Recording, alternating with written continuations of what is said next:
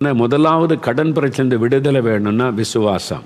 இவங்களுக்கு விடுதலை கொடுத்தார் ஆண்டவர். இவ்வளோ லட்சக்கணக்கான ரூபாய் கடன் பிரச்சனை, 6 மாதத்தில் விடுதலை, 50 லட்ச ரூபா கடன், நெக்ஸ்ட் டே விடுதலை, ஒரே நாளில் ஒரு தீர்வை ஆண்டவர் உண்டாக்குனார்ல, உங்களுக்கு செய்வார். எத்தனை கோடியாக இருக்கட்டுங்க, அவர் ஐஸ்வர்யமுள்ள தேவன். அவரை விசுவாசிங்க. அவங்களுடைய குறைகளை அறிக்கையிடுங்க, ஒப்பு கொடுங்க, ஆண்டவருக்கு அர்ப்பணித்து கொள்ளுங்க, உங்களுக்கு விடுதலை. கடன் பிரச்சனை விடுதலையாக்கி கடன் இல்லாத ஒரு வாழ்க்கை. இனி கடன் வாங்காமல் ஆசீர்வாதமாக நிம்மதியான ஒரு கடன் வாங்கிட்டா நிம்மதி போயிடும், பாதிக்கப்படும். அது கடன்காரர் வந்துடுவாங்களோ, போயிடுவாங்களோ, அவமானப்படுத்திடுவாங்களோ, பயம், கலக்கம், அதெல்லாம். அப்போ நீங்கள் கடன் இல்லாத ஒரு வாழ்க்கை வாழ்வது எப்படி? கடன் வாங்காமல் வாழ முடியுமா? நம்ம சில காரியத்தை ப்ராக்டிக்கலாக நம்ம யோசிக்கணும். நாம் இப்போ தியானிக்க போகிறோம். அப்போ 3வது நான் சொன்ன முதல்ல விசுவாசிக்கணும், 2வது சிந்திக்கணும். எங்கே தவறு நடந்தது, எப்படி கடன் பிரச்சனை ஆனது என்பதை சிந்தித்து மனம் திரும்பணும், ஒப்பு கொடுக்க வேண்டியது ஒப்பு கொடுக்கணும். 3வது தீர்மானியுங்கள், தீர்மானம் எடுக்கணும்.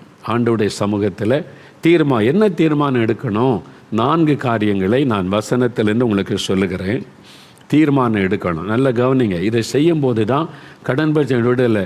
நான் ஜெபிக்கிறேன், கடன் பிரச்சனை மாறிடும், மோகன்லாஸை ஜெபிக்கிறார், நடக்காது கதை. வசனத்தின்படி நீங்கள் போகணும். நீங்கள் அறிந்து கொள்ளுங்க, வசனம், கர்த்தருடைய வசனம், இயேசு அவர் தான் மோகன்லாஸை விடுதலை தர முடியாது. மோகன்லாஸை ஜெபிச்ச உடனே மாறிடாதுங்க. வசனத்துக்கு நீங்கள் செவி கொடுத்தா நீங்கள் ஜெபிக்கும் போது அற்புதம் நடக்கும். ஏன்னா உங்களை அவர் நேசிக்கிறார்ல. உங்கள் ஜெபத்துக்கு கனம் கொடுக்கிற ஒரு தேவன் அவர், மரியாதை கொடுக்கிற தேவன் அவர். என்றைக்காவது உங்களை பார்த்து நீ ஜெபிச்சாலும் கேட்க மாட்டேன், மோகன்லாஸை ஜெபிக்க சொல்லி உங்களை பார்த்து சொல்லி இருக்கிறாரா?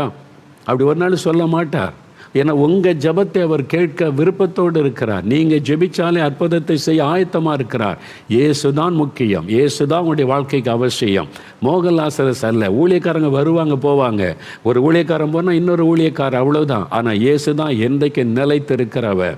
அவர் சொல்லி கொடுக்க தான் எங்கள் வேலை. எப்படி நீங்கள் சுகம் பெறணும், விடுதலை பெறணும், காத்துக்கொள்ளணும், ஆண்டவர் வச்சிருக்கிற ஆசீர்வாதத்தை எப்படி சுதந்திரிக்கணும், அதை சொல்லி கொடுக்கறது தான் ஊழியக்காரனுடைய வேலை. அப்போ உங்கள் கூட சேர்ந்து ஜெபிக்கலாம், ஹெல்ப் பண்ணலாம். உங்கள் கூட சேர்ந்து ஒருவருக்காக ஒரு ஜெபிங்கள் என்ற வார்த்தையின்படி ஜெபிக்கிற அவ்வளவு தான். ஆனால் நீங்கள் தான் முக்கியம். அப்போ நீங்கள் நல்ல கவனிங்க. இப்போ தீர்மானம் எடுக்கணும். என்ன தீர்மானம் எடுக்கணும்? ஒரு 4 காரியம் வேணும்னா குறித்து கொள்ளுங்க. முதலாவது தீர்மானம், வாங்கின கடனை திரும்ப கொடுக்க தீர்மானிக்கணும். சிரிப்பாக இருக்கா அவங்களுக்கு? சிலர் வாங்கினா திருப்பி கொடுக்குற சிந்தையே கிடையாது. கடனை திருப்பி கொடுக்கணும் எண்ணமே இல்லாமல் இருக்கிற நிறைய பேர் இருக்கிறாங்கங்க. அதனால தான் அவங்களுடைய வாழ்க்கையில் ஆசீர்வாதம் இல்லை, அவங்க வாழ்க்கையில் பிளஸ்ஸிங் இல்லை, இருக்கிறதை இழந்து போய் நிற்கிறாங்க. ஏன்னா வாங்கின கடனை திருப்பி கொடுக்கணும்னு சிந்தையே சிலருக்கு இல்லை. நீங்கள் முதல்ல தீர்மானிக்கணும், வாங்கின கடனை திருப்பி கொடுக்கணும். இந்த இருதயம் உங்களுக்கு இருந்தால் தான் ஆண்டவர் உங்களை ஆசீர்வதிக்க முடியும். பக்கத்து வீட்டில் வாங்கினது, எதிர் வீட்டில் வாங்கினது மறந்தே போயிருப்பாங்க. ஆனால் நீங்கள் ஞாபகப்படுத்தி ஜெபிச்சு திருப்பி கொடுத்துடணும். யார்கிட்டயோ கடன் வாங்கினீங்க, 1 லட்சம், 2 லட்சம், 5 லட்சம், 10 லட்சம், திருப்பி கொடுக்கணுன்ற சிந்தை இல்லைன்னா உங்கள் வாழ்க்கையில் ஆசீர்வாதத்தை இழந்து போயிடுவீங்க. நான் சொல்கிறேன், ஆண்டவர் உங்களுக்கு உதவி செய்ய முடியாது. நீங்கள் என்ன தான் பிஸ்னஸ் பண்ணாலும் நஷ்டத்தில் தான் முடியும். ஏன்னா நீங்கள் இன்னொருத்தருடைய பணத்தை வச்சுருக்கிறீங்க, திருப்பி கொடுக்கலை. இன்னொருத்தருடைய ஒரு பொருளை வச்சுருந்தாலே அது உங்களுக்கு ஆசீர்வாத தடையாகிவிடும். அதனால தான் பாருங்கள், சகே சொல்லுகிறான், யாரிடத்திலாவது அநியாயமாய் வாங்கியிருந்தால் 4 திரும்ப கொடுக்குறேன்னு சொல்கிறான். அடுத்தவங்க பொருள் என்கிட்ட இருக்கக்கூடாது. அப்போ அடுத்தவங்களுடைய பணம் உங்கள்கிட்ட இருக்குது, நீங்கள் திருப்பி கொடுக்குற சிந்தை உங்களுக்கு வேணும். முடியலைன்றது 2வது. நீங்கள் கொடுக்கணும்னு நீங்கள் ஆத்திரப்படணும். ஆண்டவரே நான் திருப்பி கொடுக்கணுமே, எனக்கு முடியலையே, உதவி செய்யுங்கன்னு கேட்டால் தான் இயேசு அற்புதம் செய்வார். ஆனால் இன்றைக்கி தமிழ்நாட்டில், இந்தியாவிலேயே என்ன பிரச்சனை தெரியுமா? திருப்பி கொடுக்கணுன்ற சிந்தை நிறைய பேருக்கு இல்லை. பாருங்கள், பேங்கில் கடன் வாங்குவாங்க, அது எஜுகேஷன் லோன், படிப்புக்காக லோன் கொடுக்குறாங்க பேங்கில். திருப்பி செலுத்துன்ற எண்ணம் 110 பேருக்கு தான் இருக்குது. 190 பேருக்கு அதை திருப்பி கொடுக்கணும் சிந்தை இல்லை. ஏன்னா கவர்மெண்ட் பணம் தானே, அடுத்த கவர்மெண்ட் வந்தால் தள்ளுபடி பண்ணிடுவாங்க, அதை தள்ளுபடி பண்ணிடுவாங்க. நான் திருப்பி கொடுக்கணும் சிந்தை இல்லை. நீங்கள் வாங்கும் போதே தவறான எண்ணத்தோட கடன் வாங்குறீங்க. பேங்கில் உள்ள பணம் யாருடைய பணம்? பொதுமக்கள் பணம், எல்லாருடைய பணம். அதிலிருந்து உங்களுக்கு எஜுகேஷனுக்கு ஒரு உதவி செய்தால் நீங்கள் அது படித்து முடித்து வேலைக்கு சேர்ந்து அதை திருப்பி கட்டணுன்ற ரூல் இருக்கிறாரு. அதுக்கு தான் உங்களை நம்பி கொடுக்குறாங்க. 3 வருஷம் படி, 4 வருஷம் படி, அப்புறம் நீ 1 வருஷம் வேலை செய்கிற பிறகு கொஞ்சம் கொஞ்சமாக கட்டுன்னு இவ்வளவு சலுகை கொடுக்குறாங்க. ஆனால் திருப்பி கொடுக்கின்ற சிந்தையே இல்லாமல் இருக்கிறீங்களே. நீங்கள் திருப்பி கொடுக்கலன்னா என்ன அர்த்தம் தெரியுமா? கடன் வாங்கி திருப்பி செலுத்தாதவனை குறித்து பைபிள் என்ன சொல்லுது தெரியுமா? ரொம்ப கடினம். நீங்கள் பாருங்கள், சங்கீதம் 37ஆம் சங்கீதம் 21ஆம் வசனத்தில் ஆண்டவருடைய வார்த்தை என்ன சொல்லுதுன்னு நீங்கள் பாருங்கள். வேத புஸ்தகத்தில் 37ஆம் சங்கீதம் 21ஆம் வசனம், துன்மார்க்கன் கடன் வாங்கி செலுத்தாமல் போகிறான். நீங்கள் கடனை திருப்பி செலுத்தலைன்னா நீங்கள் துன்மார்க்கன். எவ்வளோ கடினமான வார்த்தை வசனம் சொல்லுது பார்த்தீங்களா? அது சாதாரண பாவம் அல்ல, அது ஒரு துன்மார்க்கம். உங்களை நம்பி தானே கடன் கொடுத்தாங்க.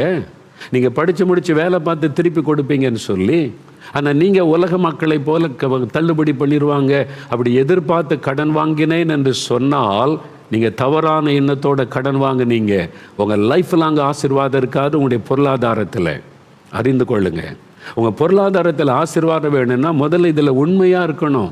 வாங்கின கடனை திருப்பி கொடுக்கணும். 5 ரூபானாலும் திருப்பி கொடுக்கணும், 10 ரூபானாலும் திருப்பி கொடுக்கணும். நீங்கள் கவனம் செலுத்துறீங்களா? பேங்கில் வாங்கல லோன், ஒரு மனுஷன்கிட்ட வாங்கின லோனை திருப்பி கொடுக்கணும் சிந்தை இருக்குதா உங்களுக்கு? அந்த எண்ணம் இருக்குதா? திருப்பி கொடுக்கணுமே. அல்லது நான் பார்க்கும்போது நான் சீக்கிரம் தந்துடுறேன், எனக்கு கொஞ்சம் கஷ்டப்பட்டுட்டேன், எனக்கு பணம் வந்தோடனே தந்துடுவேன்னே அது சொல்கிறீங்களா? நீ வாங்கிறத பற்றி சிந்தையே இல்லாமல் வாழுகிற சிலர். அதனால தான் ஆசீர்வாதத்தை இழந்து போகிறீங்க. ஊழியக்காரர்கள் கூட அறிந்து கொள்ளுங்க, ஊழியக்காரர்கள் நிறைய பேர் ஊழியத்தில் ஆசீர்வாதத்தை இழந்து போக காரணம் நீங்கள் வாங்கின கடனை திருப்பி செலுத்தலை. ஆவியானவர் உங்களோடு பேசுகிறார். சிந்திங்க.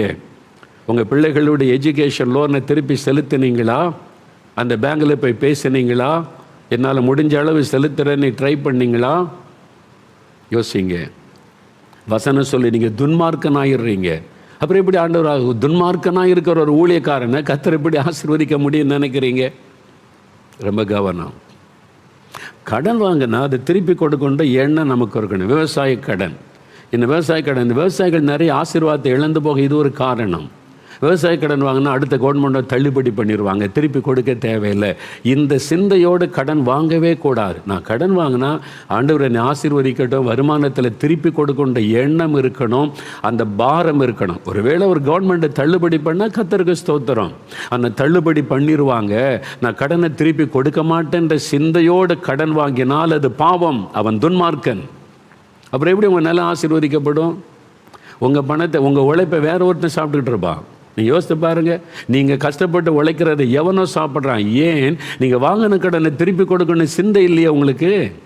அரசாங்கம் இருந்தால் என்ன? அது பொது பணம், எல்லாருடைய வரி பணம், எல்லாருடைய பணத்தை தானே அரசாங்கம் உங்களுக்கு தருகிறது. அதை திருப்பி செலுத்தினா அது உங்களுக்கு ஆசீர்வாதம் தானே.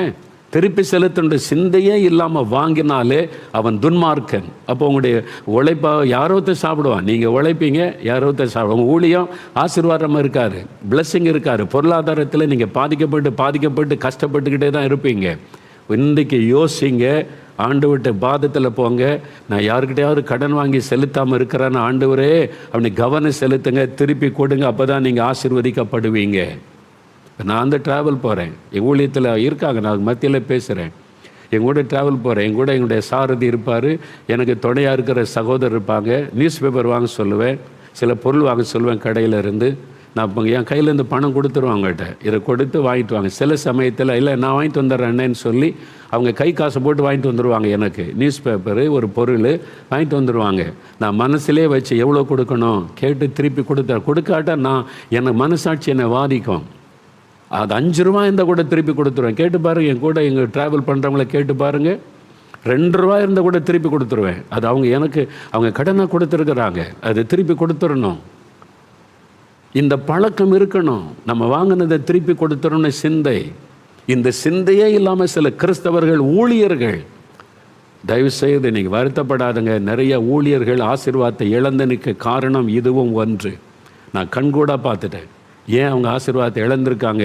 திருப்பி செலுத்தலை, வாங்கின கடனை திருப்பி செலுத்தலை.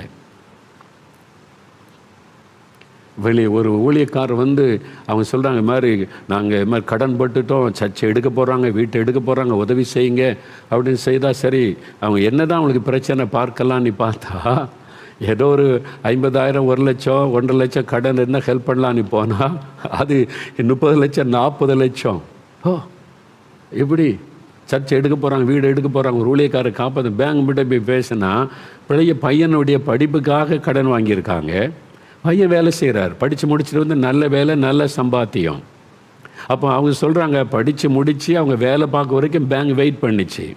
4 வருஷம் 5 வருஷம் கழித்து தான் பேங்க் லோனை திருப்பி கொடுங்கன்னு கேட்குறோம். மாதம் 1000 ரூபா கட்டலாம்ல, மாதம் 1000 ரூபா கூட கொடுக்கலைங்க. அவர் 1000 சம்பாதிக்கிறாரு, மாதம் 1000 ரூபா கூட திரும்ப கட்டலை. நீங்கள் சொல்லுங்கன்னு அந்த பேங்க் மேனேஜர் கேட்குறாங்க. யோசித்து நேரடியாக நான் தொடர்பு கொண்டு பேசின காரியம் யோசித்து பாருங்கள். ஒரு ஊழியரை குறித்து அந்த பேங்க் மேனேஜர் கொடுக்குற சாட்சி, இவ்வளோ பணம் வாங்கினாங்க, ஒரு 1000 ரூபா கட்டலாம்ல, அவங்க பையன் இவ்வளோ சம்பாதிக்கிறாரு, 1000 ரூபா கட்டலாம்ல, ஏன் கட்டக்கூடாது? அப்போ மனசில் என்ன இருக்குது? பேங்கில் லோன் வாங்கினா திருப்பி கட்ட வேண்டாம், யாராவது வந்து உதவி செய்வாங்க. நீங்கள் உண்மை இல்லாதவளாக இருந்தால் நீங்கள் துன்மார்க்கர் என்று வசனம் சொல்லுகிறது. கடன் வாங்கி திருப்பி செலுத்தாதவன் துன்மார்க்கன். பேங்கில் இருக்கட்டும், ஒரு ஆள்கிட்ட இருக்கட்டும், ஞாபகமாக குறித்து வச்சு திருப்பி கொடுத்துடணும். சிந்திச்சு பாருங்கள், இன்றைக்கி யாருக்காவது நான் கடன் வாங்கி கொடுக்காமல் இருக்கேன்னு, ஆண்டவரே எனக்கு ஞாபகப்படுத்துங்க, நான் திருப்பி கொடுத்துடணும். திருப்பி கொடுங்க, அப்போ தான் நீங்கள் ஆசீர்வதிக்கப்படுவீங்க. இல்லாட்டா உங்களுடைய லைஃப் லாங்காக மாத்திரம் இல்லை, சந்ததியாக அந்த சாபம் தொடரும். சந்ததியாக பணப்பிரச்சனை வறுமையில் உங்களுடைய சந்ததி கஷ்டப்படுவதை நீங்கள் பார்ப்பீங்க. நிறைய பேர் இதை சீரியஸாக எடுக்கிறது இல்லை. ஆனால் வசனம் தெளிவாக சொல்லுது, துன்மார்க்கந்தான் வாங்கின கடனை திரும்ப செலுத்த மாட்டான். நீங்கள் அது எஜுகேஷன் லோன், நீங்கள் வந்து விவசாய கடன், எதுக்கு கடன் வாங்க அரசாங்கம் ஒரு அனுமதி கொடுத்தா கூட, ஆண்டவரே நீங்கள் என்ன ஆசீர்வதிங்க, என் அவசரத்துக்கு அந்த கடனை பெற்றுக்கொள்கிறேன், நான் திருப்பி கொடுத்துடணும், நீ ஜெபம் பண்ணி வாங்குங்க. உண்மையாக இருங்க, கர்த்தர் உங்களை ஆசீர்வதிப்பார். கர்த்தர் உலக மக்களைப் போல் நீங்கள் நடக்காதுங்க. அவங்களுக்கு பக்தியாகவும் இருப்பாங்க, எல்லா அயோக்கியமும் பண்ணுவாங்க, அது வெறும் கடவுள் பக்தி. நம்ம இது அப்படி கிடையாது. இயேசுவை பின்பற்றணும், அவங்க தான் உண்மையான தேவனுடைய பிள்ளைகள். அதனால தான் தேவனுக்கும் மற்றவங்களுக்குள்ள வித்தியாசம். ஆண்டவர் ஸ்ட்ரிக்டாக சொல்லுவார் பாருங்கள். சகையும் ஆண்டவர் சொல்லவே இல்லை, திருப்பி கொடுக்குறேன்றான். அநியாயமாய் வாங்கினரை அடுத்தவங்க பொருள் உங்கள் வீட்டில் இருந்தாலே அது சாபமாகிவிடும். திருப்பி கொடுங்க, வீட்டில் ஒன்றே வைக்காதங்க. கடன் வாங்கிட்டு போய் கேளு, சொல்லுங்கள். இப்போ அதட்டாருங்க, கடன் கொடுத்தவங்கள அதட்டி அதான் தருவேனே நீ என்ன வந்துட்டு அவங்கள்ட்ட சண்டை போடாருங்க. போய் தாழ்த்தி, நான் கடனை தந்துடுறேன், நான் ஜெபம் பண்ணிக்கிட்டு இருக்கிறேன், உங்கள் கடனை சீக்கிரம் அடைக்க எனக்கு ஆண்டவர் உதவி செய்வார், நான் கட்டாயம் உங்கள் கடனை தந்துடுவேன்னு நீங்கள் சொல்லி பாருங்கள். உங்களுக்கு ஆண்டவர் வழி தரப்பார், உங்களை வெட்கப்பட விட மாட்டார். நீங்கள் கடன் கொடுத்தவங்கள்டே திமிராக பேசுகிறது, என்ன கடன் கொடுத்துட்டு வந்து எங்கள் வீட்டு முன்னால் நிற்கன்னு அவனை அதட்டுறது, அப்புறம் வந்து தரலாம் முடியாது, என்ன வேணாலும் பண்ணிக்க, எங்கள் ஆதாரம் அப்படிலாம் பேசுகிறாரு. உங்களை நம்பி கடன் கொடுத்து அவன்கிட்ட போய் ஆதாரம் கேட்டிங்கன்னா என்ன செய்ய முடியும்? அது துரோகம். ஒருத்தர் நம்பி கடன் கொடுத்தாங்க, நீ கடன் கொடுத்ததுக்கு என்ன ஆதாரம் இருக்குன்னு கேட்டிங்கன்னா அது துரோகம். துரோகியை எப்படி ஆண்டவர் ஆசீர்வதிக்க முடியும்? யோசிங்க, தப்பு பண்ணாதங்க. போய் அவன்கிட்ட மன்னிப்பு கேட்டு, நான் கடனை தந்துடுறேன், எனக்கு கொஞ்சம் கஷ்டம், கொஞ்சம் டைம் கொடுங்க, நான் கொஞ்சம் கொஞ்சமாக உங்கள் பணத்தை தந்துடுவேன், நான் ஏமாற்ற மாட்டேன், ஆண்டவர் எனக்கு உதவி உங்களை செய்த பாருங்கள், உங்களுக்கு உடனே ஆண்டவர் அற்புதம் செய்வார். நீங்கள் எதிர்பாராத இடத்துல இந்த வழி தரப்பார், அந்த கடனை அடைக்க உதவி செய்வார். ஆனால் கடன் வாங்கினது குறித்த உணர்வே இல்லாமல், திருப்பி கொடுக்கணும் சிந்தையே இல்லாமல் இருந்தீங்க, உங்கள் குடும்பத்துக்கே நீங்கள் சாபத்தை தேடி வைக்கிறீங்கன்னு அறிந்து கொள்ளுங்க. சீரியஸாக யோசிங்க. தயவுசெய்து ஊழியக்காரங்க கூட யார்ட்டாரு கடன் வாங்கியிருந்தா நீங்கள் திருப்பி கொடுக்கறதுக்கு முயற்சி பண்ண, இருக்கிறத வித்தாவது கொடுத்துருங்க. அப்போ தான் கர்த்தர் உங்களையும் உங்களுடைய ஊழியத்தை ஆசீர்வதிப்பார். உங்களை நம்பி கடன் கொடுத்தவனை ஏமாற்றிட்டு நானும் ஊழியம் செய்கிறேன்னு செஞ்சுக்கிட்டு இருந்தீங்கன்னா கர்த்தர் ஆசீர்வதிக்க முடியாது. தயவு செய்து சீரியஸாக இந்த காரியத்தை சரிப்படுத்தி பாருங்கள். உங்கள் ஊழியத்தை தேவன் எப்படி ஆசீர்வதிக்கிறார்னு பாருங்கள். உங்களுடைய பிஸ்னஸ், உங்களுடைய குடும்பத்தை தேவன் எப்படி ஆசீர்வதிக்கிறார்னு பாருங்கள். அதனால் முதலாவது தீர்மானம், ஆண்டவரே நான் வாங்கின கடனை திருப்பி கொடுத்துருவேன், எனக்கு உதவி செய்யுங்க, எனக்கு கிருபை தாங்க, என்னை ஒப்பு கொடுக்குறேன்னு சொல்லுங்கள். ரெண்டாவது என்ன தீர்மானம் பண்ணணும்? கடன் வாங்காமல் இருக்க தீர்மானம் பண்ணணும். இனி கடன் வாங்க மாட்டேன். இதான வாக்குத்தத்தம். உபாகமம் 28 எடுங்க, பைபிளை திருப்புங்க, வசனத்தை பாருங்கள். ஆண்டவர் எல்லாமே நமக்கு எழுதி கொடுத்துருக்கிறார் பாருங்கள். இந்த வசனத்துக்கு செவி கொடுக்காமல் நம்ம இஷ்டப்படி வெறும் பக்தியை காமிச்சு வாழ்ந்து தான் நம்ம மோசம் போயிட்டோம். இப்போ வசனத்துக்கு நேராக திரும்பினீங்கன்னா அவங்க லைஃபே ஆசீர்வாதமாக இருக்கும் பாருங்களேன். உபாகமம் 28 12 தேவ பிள்ளைகள் அவருடைய வசனத்துக்கு கீழ்ப்படிந்து நடக்கிற அவருடைய பிள்ளைகளுக்கு தேவன் வாக்கு கொடுக்கிறார். உபாகமம் 28:12 258வது பக்கம் பாருங்கள்.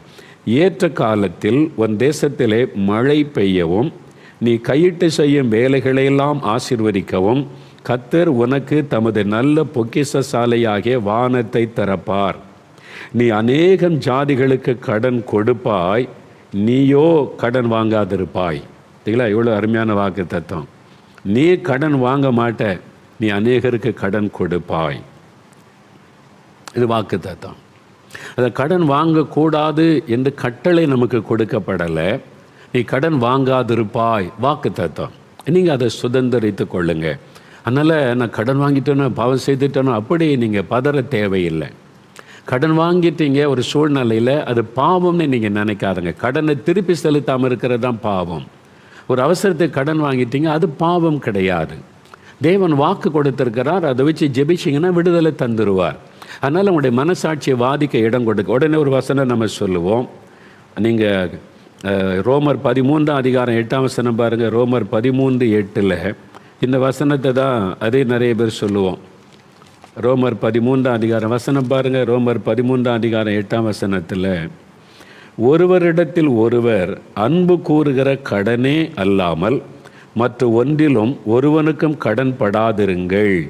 இந்த வசனம் அன்பினால ஒருவருக்கொருவர் அன்பினால கடனாயிருங்களே தவிர மற்ற ஒன்றிலும் கடன் படாதிருங்கள். இது ஒரு ஆலோசனை. தேவ பிள்ளைகள், நீங்கள் கடன் படாமல் வாழ பழகி கொள்ளுங்க. கடன் வாங்கக்கூடாது அப்படின்றதான் கட்டளை. ஆண்டவர் அப்படி கட்டளை கொடுக்கலை. ஒரு பக்கம் வாக்குத்தத்தம் தருகிறார், இன்னொரு பக்கம் ஆலோசனை கொடுத்திருக்கிறார். நீங்கள் அன்பில் மட்டும் கடன் படுங்க, மற்றதில் கடன் படாதுருங்க. அப்படின்னா என்ன அர்த்தம்? நீங்கள் அது மாதிரி கடன் வாங்கி கடனில் சிக்கிக்கொள்ள இடம் கொடுக்காம கவனமாக இருங்க அப்படின்னு ஒரு ஆலோசனை. ஒரு பக்கம் வாக்குத்தத்தம், இன்னொரு பக்கம் ஆலோசனை. அதனால் கடன் வாங்கிட்டோமே, கடன் பட்டுட்டோமே, அப்போது நம்ம குற்றவாளி அப்படி நினைக்காதங்க. நீங்கள் ஒரு ஆஸ்பத்திரி செலவுக்கு ஒரு கடன் வாங்கிட்டீங்க, உங்கள் மகளுடைய திருமணம், வீடு கடை, திடீர்னு ஒரு அவசர செலவு கடன் வாங்கிட்டீங்க, அப்போ நீங்கள் பாவம் செய்துட்டோம் அப்படின்னு நினைக்காதங்க, அதுக்கு இடம் கொடுக்காதங்க. நீங்கள் கடன் பிரச்சனையிலேருந்து விடுதலை பெற தான் நான் வழி சொல்கிறேன். நீங்கள் கடன் வாங்கிட்டதுனால அது பாவம் அப்படி கிடையாது. திரும்ப செலுத்தாமல் இருந்தால் தான் பாவம். திரும்ப செலுத்தணுன்ற எண்ணத்தோடு இருந்தீங்கன்னா நீங்கள் பாவத்தில் இல்லைன்னு அர்த்தம். ஆண்டவரே இந்த கடனை கொடுத்துடணும் அப்படின்னு நீங்கள் வாஞ்சியாக இருந்தீங்கன்னா நீங்கள் பாவத்தில் இல்லை, ஒரு பிரச்சனையில் இருக்கிறீங்க. இயேசு விடுதலை தருவார். திருப்பி செலுத்துன்ற சிந்தையே இல்லாமல் இருந்தீங்கன்னா பாவத்தில் இருக்கீங்கன்னு அர்த்தம். ரெண்டுக்குள்ள வித்தியாசத்தை விளங்கிக் கொள்ளுங்க. வாங்கின கடனை திருப்பி செலுத்துன்ற எண்ணமே இல்லாமல் நிர்விசாரமாக இருந்தீங்கன்னா துன்மார்க்கம் என்கிற பாவத்துக்குள்ளே நீங்கள் இருக்கிறீங்க. ஐயோ நான் வாங்கிட்டேன், திருப்பி செலுத்தணுமே, ஆண்டவரே உதவி செய்யணும் அப்படின்னு ஜெபிச்சு கொண்டு இருந்தீங்கன்னா நீங்கள் பாவத்தில் இல்லை, கடன் பிரச்சனை என்கிற ஒரு பிரச்சனையில் இருக்கிறீங்க. இயேசு விடுதலை தருவார். அவ்வளவுதான். இந்த வாக்கு தத்தம் பாருங்க. நீ கடன் வாங்குவதில்லை, கடன் கொடுப்பாய். இது வாக்கு தத்தம். இந்த வாக்கு தத்தத்தின் ஆசீர்வாதம் எனக்கு வேணும்னா நான் என்ன செய்யணும்? கடன் வாங்க மாட்டேன்னு ஒரு தீர்மானம். ஒரு சகோதரி எழுதினாங்கல்ல, யார் கடன் கொடுத்தாலும் வாங்கிடுவோம், இங்கே வாங்கிடுவோம், அங்கே வாங்கிடுவோம், பக்கத்து வீட்டில், எதிர் வீட்டில், எல்லா பேங்க்லேயும் கடன். எங்கள் சிட்டியில் நாங்கள் கடன் வாங்காத பேங்கே கிடையாது. சிலர் அப்படி தான், எல்லா பேங்க்லேயும் கடன், ஒரு தெருவில் இருக்கிற அத்தனை வீட்டிலையும் கடன் கடன் கடன் கடன். நான் பைபிள் காலேஜில் படிக்கும்போது நான் first year student, third year student. அவர் தமிழ் கிடையாது, அவர் ஒரு வேறு ஒரு மாநிலத்திலேருந்து வந்தவர். அப்போ அவர் தேர்ட் இயருக்கும் ஃபஸ்ட் இயருக்கும் சம்மந்தம் இருக்கு. நாங்கள் எங்கள் ஃபஸ்ட் இயர் தான் ஸ்டூடெண்ட்ஸ் பழகுவோம். ஒரு நாள் எங்கள் கேம்பஸில், பைபிள் காலேஜ் கேம்பஸில் அவர் என்கிட்ட பேசினார். ஒரு 5-10 நிமிஷம் என்கிட்ட பேசினார். ஆங்கிலத்தில் தான் பேசினார். அவருக்கு தமிழ் சரியாக தெரியாது. நான் அண்டர்ஸ்டாண்ட் பண்ணி எனக்கு தெரிஞ்ச இங்கிலீஷில் அவர்கிட்ட பேசி கொண்டு இருந்தேன். 10 நிமிஷம் அவர் போயிட்டார். போன உடனே ஒரு 4th year Bible college student என்கிட்ட பேசினாங்க. அவர் தமிழ். அவர் கேட்டார், அவர் உங்கள்கிட்ட என்ன பேசினார் அப்படின்னார். நான் சிரிச்சுக்கிட்டே ஒன்றுமே சொல்லலை. அவர் என்ன கேட்டார் தெரியுமா? கடன் கேட்டாரா அப்படின்னு கேட்டாங்க. எப்படி கரெக்டாக சொல்கிறாரு? கடன் தான் கேட்டார் என்கிட்ட. கடன் எனக்கு வேணும். நானே ஒவ்வொரு நாளும் ஆண்டவரை நம்பி, ஆண்டவரே எனக்கு ஃபீஸ் கட்டணும், நான் மெஸ்ஸுக்கு பணம் கட்டணும், பணம் தாங்கன்னு ஜெபிச்சு வாழ்கிறேன். என்கிட்ட 5 பைசா கிடையாது. கத்தர்கிட்ட கேட்டு அந்த தினமும் வாழ்கிறேன். பைபிள் காலேஜில் படிக்கும்போது அவர் கடன் கேட்டார். என்கிட்ட காசு இல்லை. அதனால் அவர் கரெக்டாக கேட்குறாரு, உன்கிட்ட கடன் கேட்டாரான்னு கேட்டார். நான் சிரிச்சுக்கிட்டேன். எப்படி உங்களுக்கு தெரியும்னா, நம்ம காலேஜில் அவன் கடன் வாங்காத ஆளே கிடையாது. எல்லாத்துக்கிட்ட கடன் தான். யாரை பார்த்தாலும் கடன் வாங்கிடுவான். தெரிஞ்ச ஆள் தெரியாத ஆள், அது ஒரு பழக்கம், அது ஒரு கெட்ட பழக்கம். யாருக்கிட்டையும் கடன் வாங்குறாரு. இந்த கடன் வாங்க மாட்டேன்னு தீர்மானித்தா என்ன நடக்கும் தெரியுமா? உங்களுக்கு தேவை வருது, பண தேவை, நெருக்கடி வருது, வாங்குகிற சம்பளம் போதாது, இதில் எக்ஸ்ட்ரா செலவு வந்துட்டு, அப்போ தேவைக்கு நீங்கள் என்ன பண்ணுவீங்க சொல்லுங்கள்? என்ன பண்ணுவீங்க? அவசரமாக உங்களுக்கு 5000 ரூபா தேவை, நாங்கள் நாளைக்கு பிள்ளைகளுக்கு ஸ்கூலில் கட்டணும், கையில் பணம் இல்லை, கடன் வாங்கக்கூடாது அப்படின்னா நீங்கள் என்ன பண்ணுவீங்க சொல்லுங்கள்? முழங்கால் போடுவீங்க, ஆண்டவர்கிட்ட போவீங்க. ஆண்டவரே, நாளைக்கு என் பிள்ளைக்கு ஸ்கூலுக்கு ஃபீஸ் கட்டணும், 5000 ரூபா வேணும், எனக்கு உதவி செய்யுங்க. குடும்பமாக கணவன் மனைவி சேர்ந்து எல்லாம் ஜெபம் பண்ணுவோம். அதை தான் ஆண்டவர் எதிர்பார்க்கிறார். நீங்கள் கடன் வாங்க பழகுனா 5000 ரூபா வேணும்னோடனே அவர்கிட்ட போய் வாங்கிட்டு வந்துடுங்க. அப்போ நீங்கள் ஆண்டவரை தேடலை, மனுஷரை தேடுறீங்க. அப்போ ஆண்டவர் துக்கப்பட்டு, ஒரு தேவை வந்தால் இவங்க என்ன தேட மாட்டேங்கிறாங்க, யார் கடன் கொடுப்பான்னு கடன்காரனை தேடுகிறார்கள்.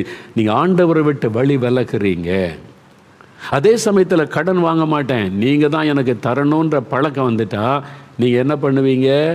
ஆண்டவருடைய சமூகத்துக்கு போவீங்க. அவர்கிட்ட போய் முழங்காலில் நிற்பீங்க. ஆண்டவரே, நான் என்ன செய்கிறது, என் பிள்ளைக்கு ஃபீஸ் கட்டணும், எனக்கு உதவி செய்யுங்க. ஆண்டவர் அற்புதம் செய்வார். அப்போ தான் ஆண்டவருடைய ப்ரொவிஷன் எப்படிப்பட்டது, ஆண்டவர் எப்படி தேவையை சந்திக்கிறார் என்பதை நீங்கள் பார்க்க முடியும். நீங்கள் கடன் வாங்கி பழகினா ஆண்டவருடைய ஆசீர்வாதத்தை நீங்கள் அனுபவிக்க முடியாது. அவர் எவ்வளவு அற்புதமான தேவன் என்பதை நீங்கள் உணர்ந்து கொள்ள முடியாது. அதை அறிந்து கொள்ளுங்க. அதனால் இந்த கடன் வாங்குகிற பழக்கத்தை நிறுத்திவிட்டு, நான் கடன் வாங்க மாட்டேன் ஆண்டவரே, உம்மை சார்ந்திருப்பேன் அப்படின்னு நீங்கள் சொல்லணும். சரி, பிஸ்னஸ் பண்ணுறோம் ஐயா, எப்படி கடன் வாங்காமல் இருக்கிறது? நான் ஒரு வீடு கட்டணும், என்கிட்ட ஒரு 5 லட்ச ரூபா இருக்குது, ஒரு 10 லட்ச ரூபா 12 லட்ச ரூபாய்க்கு வீடு கட்டணும், நாங்கள் சேர்த்து 5 லட்ச ரூபா வச்சுருக்கிறோம். கடன் வாங்காமல் இருக்கணும்னா இன்னும் இந்த 7 லட்சம் சேர்றதுக்கு இன்னும் 15 வருஷம் ஆகுமே, எப்படி வீடு கட்ட? நல்ல கவனிங்க, ப்ராக்டிக்கலாக திங்க் பண்ணுங்க.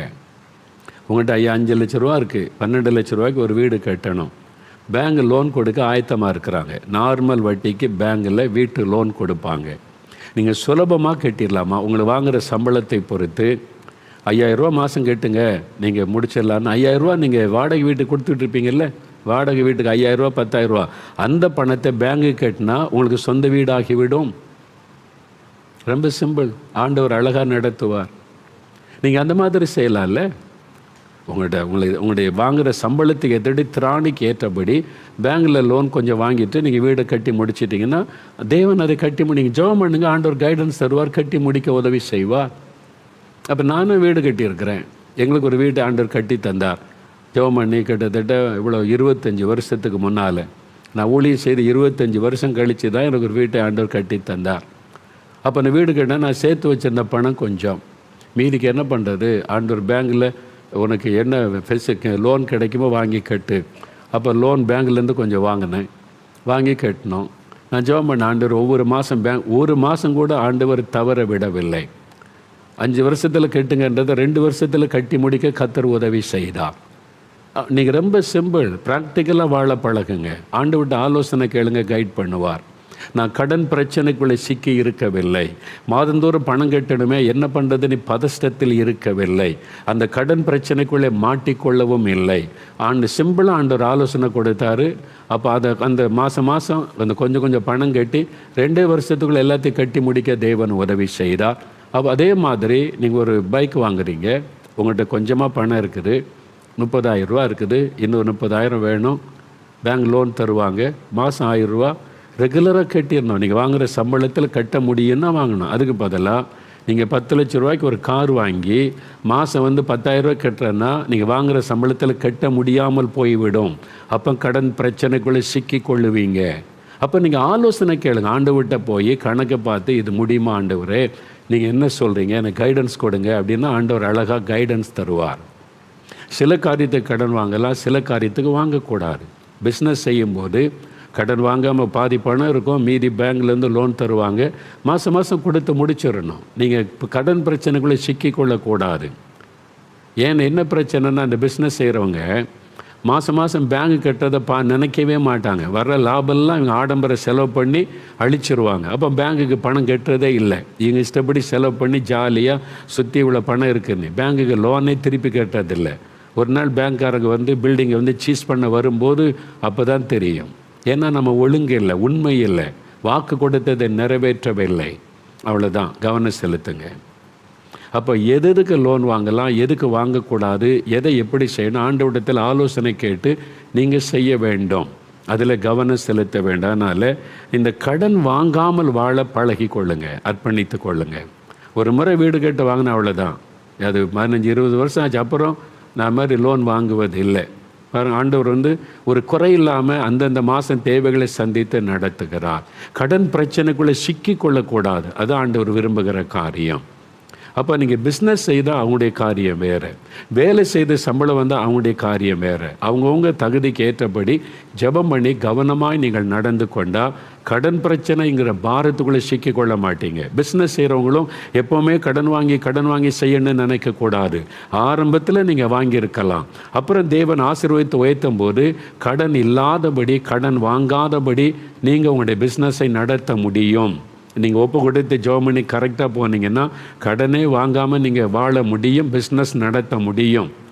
நிறைய பேரை பார்த்துருக்கேன், சொல்கிறாங்களே இப்போ நான் கடனே இல்லை பிரதர், பிஸ்னஸை கர்த்தர் ஆசீர்வதிச்சிருக்கார், ஒரு பைசா எங்களுக்கு கடன் இல்லை, ஆண்டவர்கள் ஆசீர்வதிச்சிருக்கிறாரு, ஆண்டவர் இடங்கள் தந்திருக்கிறார், புதிய பிஸ்னஸ் தந்திருக்கிறார். இந்த மாதிரி நிறைய பேரை எனக்கு தெரியும். ஏன்னா அவங்க ஞானமாக கர்த்தருடைய ஆலோசனையின்படி பிஸ்னஸை நடத்துகிறார்கள். அதனால் நீங்கள் இதில் கவனம் செலுத்த வேண்டியது அவசியம். அப்போ தீர்மானிக்கணும், முதல்ல நான் கடனை திருப்பி கொடுத்துருவேன், ஆண்டவரே உதவி செய்யுங்க. ரெண்டாவது, நான் இனி கடன் வாங்க மாட்டேன், கண்டதுக்கும் போய் கடன் வாங்குகிற பழக்கம் எனக்கு வேண்டாம், நான் உண்மையே விசுவாசித்திருப்பேன் அப்படின்னு செய்யணும். மூன்றாவது ஒரு தீர்மானம் என்ன எடுக்கணும்னா, வரவுக்கு ஏற்றபடி செலவு செய்ய தீர்மானிக்கணும். இது ரொம்ப முக்கியம். வரவுக்கு ஏற்றபடி செலவு பண்ண தீர்மானிக்கணும். இதில் தான் நிறைய பேர் தப்பு பண்ணுறோம். உங்களுடைய சம்பளம் எவ்வளவோ ஒரு பட்ஜெட், அதுக்குள்ளே செலவு பண்ணணும். நீங்கள் மிஞ்சி செலவு பண்ணால் கடன் பிரச்சனை ஆகிவிடும். ஒரு வரவு எவ்வளவு, செலவு எவ்வளவு தெரியணும். இதைத்தான் லூக்கா 14ஆம் அதிகாரம் 28 முதல் 30 வசனத்தில் இயேசு அழகான ஒரு காரியத்தை சொல்லி கொடுக்கிறார் பாருங்க. லூக்கா 14ஆம் அதிகாரம் 28 30 வசனம் பாருங்க. 105ஆம் பக்கம் புதிய ஏற்பாட்டில், உங்களில் ஒருவன் ஒரு கோபுரத்தை கட்ட மனதாயிருந்து அஸ்திபாரம் போட்ட பின்பு முடிக்க திராணி இல்லாமற் போனால் பார்க்கிறவர்கள் எல்லாரும் இந்த மனுஷன் கட்டத் தொடங்கி முடிக்க திராணி இல்லாமற் போனான் என்று சொல்லி தன்னை பரியாசம் பண்ணாதபடிக்கு அதை கட்டி தீர்க்கிறதற்கு தனக்கு நிர்வாகம் உண்டோ இல்லையோ என்று முன்பு அவன் உட்கார்ந்து செல்லும் செலவை கணக்கு பார்க்காமல் இருப்பானோ? பாருங்க, முன்பு உட்கார்ந்து ஆலோசனை பண்ணாமல் இருப்பானோ. அடுத்த வசனம். அப்போ முதல்ல கணக்கு பார்க்கணும், ஆலோசனை பண்ணணும், வரவுக்கு ஏற்ற செலவு பண்ணணும். உங்கள் வீட்டில் எத்தனை பேர் சம்பாதிக்கிறீங்க? கணவன் மனைவி 2 பேர் சம்பளம் வாங்குறீங்களா? பிள்ளைகள் சம்பளம் வாங்குறாங்களா? அப்போ ஒரு குடும்பத்தில் அல்லது ஒரு ஆள் சம்பாதிக்கிற குடும்பமும் இருக்குது, கணவன் மட்டும் சம்பாதிக்கிறது. அப்போ எவ்வளவு பணம் உங்கள் வீட்டுக்குள்ளே சம்பளமாய் உங்கள் வீட்டுக்குள்ளே வருகிறதோ அந்த பணத்தை ஒரு பக்கம் வைத்து இன்னொரு பக்கம் செலவு என்னென்ன, பட்ஜெட். ஒரு தேசமே பட்ஜெட் போடுது பார்த்தீங்களா? பட்ஜெட் கூட்டத்தொடர். தமிழ்நாட்டில் சட்டசபையில் பட்ஜெட் கூட்டத்தொடர். என்னென்னா தமிழ்நாட்டில் பட்ஜெட் கொண்டு வர்றாங்க. விவசாயத்துக்கு எவ்வளவு, கல்விக்கு எவ்வளவு, அப்புறம் இந்த மருத்துவத்துறைக்கு எவ்வளவு, ஒவ்வொரு துறைக்கு எவ்வளோ பணம், எவ்வளோ வரவு செலவு, இந்த வருஷத்தில் எவ்வளோ செலவாகும், எவ்வளோ இன்கம் வரும், ஃபண்டு அதுக்கு ஒதுக்குவது பட்ஜெட் என்று. தேசம், இந்தியா தேசத்துக்கு பார்லிமெண்ட்டில் பட்ஜெட் கூட்டத்தொடர் நடக்கல. வீட்டில் பட்ஜெட் போடணும், ஊழியத்தில் பட்ஜெட் போடணும். இந்த வரவு செலவு இல்லாமல் இஷ்டப்படி செலவு பண்ணுறதுனால தான் இந்த கணக்கு பார்க்கறதே இல்லாமல் வாங்குகிற சம்பளத்தெல்லாம் 10 நாளைக்குள்ளே தீர்த்துருவாங்க. அப்புறம் கடன் வாங்குறாரு. அப்புறம் வாங்கிட்டு வந்த உடனே கடனை முதல்ல கொடுத்துட்டா மீதி கொஞ்சம் பணம் தான் இருக்கும், 40%. அது 10 நாளைக்குள்ளே தீர்ந்துடும். மறுபடியும் கடன் வாங்கு. இந்த பழக்கம் இருக்கக்கூடாது. முதல்ல வரவு என்ன, செலவு என்ன, பட்ஜெட்டு போடணும். அது ரொம்ப முக்கியம். நாளைக்கு அதை குறித்து உங்களுக்கு சொல்லிக் கொடுக்க போகிறேன். அதாவது ஒரு ஊழியத்தில் எப்படி பட்ஜெட் போட்டு நடத்துகிறாங்க, ஒரு தேசத்தில் எப்படி பட்ஜெட் போட்டு அந்த வழக்கம், நம்ம ஒரு தேவன் பிள்ளைகள் குடும்பத்தில் வரவு செலவு கணக்கு எப்படி சரி பண்ணணும், எப்படி ஞானமாக இருந்தால் கடன் இல்லாமல் இருக்க முடியும். நாளை தினத்தில் அதை குறித்து தெளிவாக உங்களோடு பேசி இன்னும் 2 காரியம் தான் இருக்குது தீர்மானிக்க வேண்டிய காரியம். இப்போ நம்ம ஜெபிக்க போகிறோம். ஒரு 3 நிமிஷம் ஜெபிக்க போகிறோம். எல்லாம் எழுமி நில்லுங்க. கடன் பிரச்சனையில் இருக்கிறவங்க இன்றைக்கி ஒரு தீர்மானம் எடுங்க. ஆண்டவரே, நான் வாங்கின கடனை திருப்பி கொடுத்துருவேன், பேங்கு கடனை திருப்பி கொடுத்துருவேன், நான் ஏமாற்ற மாட்டேன், நான் போய் பேசி திருப்பி கொடுத்துருவேன், எனக்கு உதவி செய்யுங்க. நான் கடன் வாங்கி என்னை நம்பி கடன் கொடுத்தாங்களே, நான் அவங்கள ஏமாற்றக்கூடாது, திருப்பி கொடுப்பேன், என்னை மன்னிச்சிருங்க, நான் யாருக்கு எவ்வளோ திருப்பி கொடுக்கணும் எனக்கு ஞாபகப்படுத்துங்க, நான் அதை திருப்பி கொடுத்து விடுவேன் என்று முதல்ல ஜெபம் பண்ணுங்க. 2வது, இனி கடன் வாங்க மாட்டேன், பிள்ளைகளை படிக்க வைக்கணும், இது மாதிரி ஒரு வீடு கட்டணும், திருமண காரியம் நான் உம்மிடத்தில் தான் நான் கேட்பேன், இனிமேல் உம்மிடத்தில் கேட்டு வாங்க பழகுவேன், உடனே போய் கடன் வாங்க மாட்டேன், தீர்மானம் எடுக்கிறேன், இனி வரவுக்கு ஏற்றபடி செலவு பண்ணுவேன், இஷ்டப்படி செலவு பண்ண மாட்டேன், ஒரு திட்டம் போட்டு செலவு பண்ணுவேன் என்று ஆண்டவரிடத்தில் ஒப்பு கொடுக்குறீங்களா? ஜெபம் பண்ணுங்க, தீர்மானம் எடுங்க. எல்லாம் 1 நிமிடம் ஜெபம் பண்ணுங்க, கண்களை மூடி ஜெபிங்க. ஆண்டவர் அநேகரோடு பேசி இருக்கிறார். ஆண்டவர் சொல்லுகிறார், உங்களுடைய கடன் பிரச்சனை கர்த்தர் மாற்றி உங்களை கடன் கொடுக்கிறவளாய் ஆசீர்வதிக்க போகிறார், அற்புதம் செய்ய போகிறார். உங்களுக்கு ஒரு பெரிய விடுதலை காத்திருக்கிறது. ஆனால் இன்றைக்கி தீர்மானம் பண்ணுங்க, ஆண்டவரே, நான் வாங்கின கடனை திருப்பி கொடுத்து விடுவேன், எனக்கு உதவி செய்யுங்க, இனி கடன் வாங்க மாட்டேன்,